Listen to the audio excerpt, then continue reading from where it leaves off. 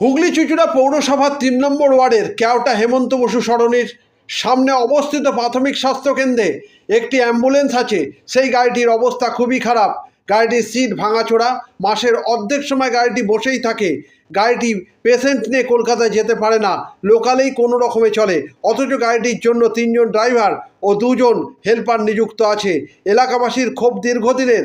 আজ এই নিয়ে সদ্য নিযুক্ত বিজেপির ৩ নম্বর ওয়ার্ডের কোঅর্ডিনেটর কাঞ্চন চক্রবর্তী কি বলছেন শুনবো।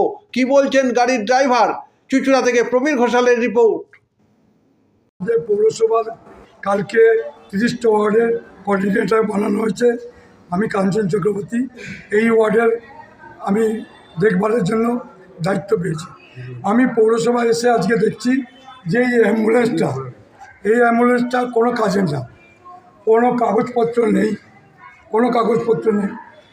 ড্রাইভারকে জিজ্ঞাসা করলাম, ড্রাইভার বলছে চুঁচুড়ো পর্যন্ত যাওয়া যাবে। তাহলে চুঁচুড়ো থেকে যদি রেফার করে কলকাতায়, তাহলে গাড়িটা কে নিয়ে যাবে?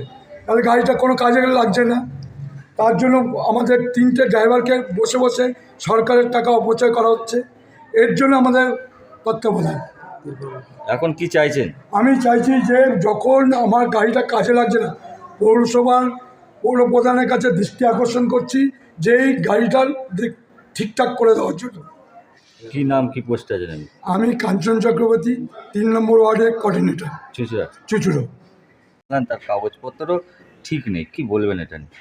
কাগজপত্র ইন্স্যুরেন্স ট্যাক্সটা ফেল আছে, তার জন্য কলকাতা যাওয়া হয় না, লোকালে গাড়ি চালায়। লোকাল কাগজপত্র বিহীন কি গাড়ি চালানো চায়? যায় না, এখন ফেল হয়ে গেছে। এটা কি আপনি আগে জানিয়েছিলেন? এটা হ্যাঁ, আপনাদের জানানো আছে। তারা কি জানিয়েছিল? তারা বলছে করবে, কি নাম আপনার? ব্যবস্থা করছে। আমার নাম বিধান। কতদিন ধরে চালাচ্ছেন আপনি? আমি 16 সালে 16 সাল থেকে চালাচ্ছেন তখন পার্মানেন্ট ভাবে? হ্যাঁ, আমি বলতে ক্যাজুয়ালে কাজ করি। আপনার